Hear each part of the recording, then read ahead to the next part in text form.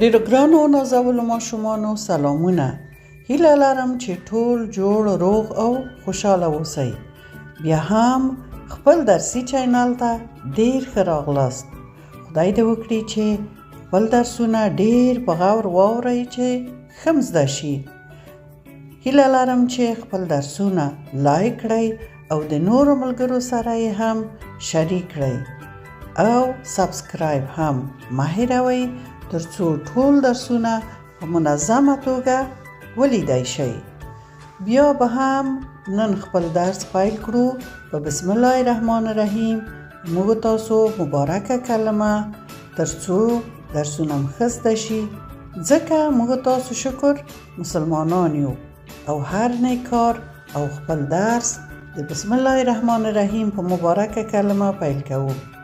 د نن نوی درس څوویشتم درس دی. 90 آفرین. 90 په پښتو کې داسې لیکل کېږي، ښه ورته وګورئ، او په انګلیسي کې داسې لیکل کېږي. دا هم زده کړئ او لیکل یې هم زده کړئ. 90م حرف د نون حرف دی. نون. نون هم په کلماتو کې درې غږه لري، لکه د نورو حرفونو په شان. نا، نې، نو. نا، نې، نو. په ځینو کلماتو کې د نا غږ کړي، په ځینو کلماتو کې د نې غږ کړي او په ځینو کلماتو کې د نو غږ کړي. اوس به راشو وګورو چې ما د نون حرف په کومه کلمه کې تاسو ته انتخاب کړی او چې په پیل کې راغلی او څنګه غږ کړي. نون، نړۍ.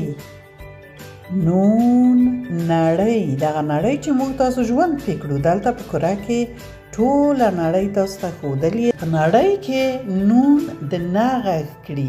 نه، نړۍ، نړۍ. اوس به بیا راشو وګورو چې ما نون تاسو ته په کومه کلمه کې خوښ کړی او څنګه غږ کړي. نون، نیم. نون، نیم، نه، نیم. دلته وګورئ، نیمه مړه وګورئ، سمه نیمه مړه. دلته نیمه هندوانه وګورئ، نیم. نون، نیم. هغه شی چې په دوو حصو برابر تقسیم شي نیم ورته ویل کېږي. او دلته دغه ګرد شکل ته څه شی وایي؟ دایره. دغه ښي طرف ته دغه دایره نیمه شوې، نیمه یې بېله کړې. نون، نیم. نون، نیم. اوس به بیا راشو وګورو چې بیا مې هم د نون حرف تاسو ته په کومه کلمه کې چې په پیل کې راغلی انتخاب کړی او څرنګه غږ کړي. نون، نوم.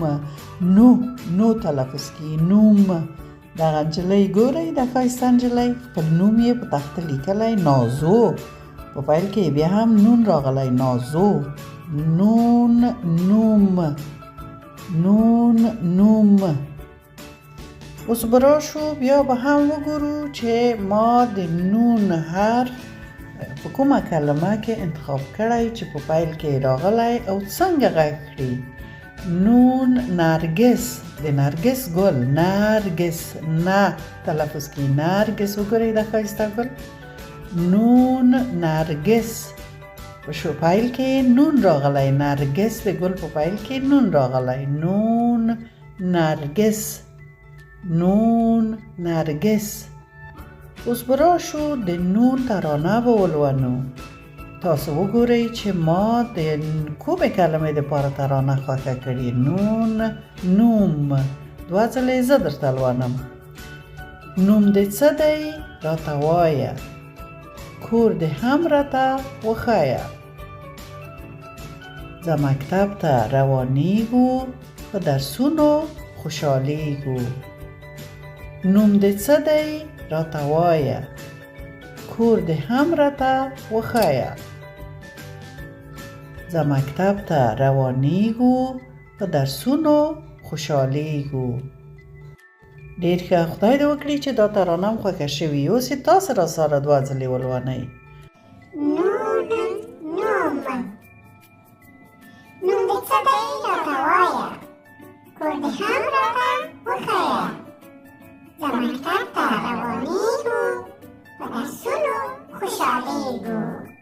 بیا یې هم ووایئ. نوم دې څه دی راته وایه، کور دې هم راته وښایه. زمکتب ته روانیږو په درسونو خوشحالیږو. آفرین، شاباس، ډیر ښه او ډیر ښکلې مو ولوسته. او اوس نوبت را رسید د کار خانگی. تاسو به یوه صفحه د نون حرف او یوه صفحه به د 90 عدد په خپلو ښکلو کتابچو کې ولیکئ. خپل مورجان پلارجان ته به یې وښایاست چې کومه تېروتنه هم نه وي کړې. نور د تاسو وخت پوره شه. د خدای پامان.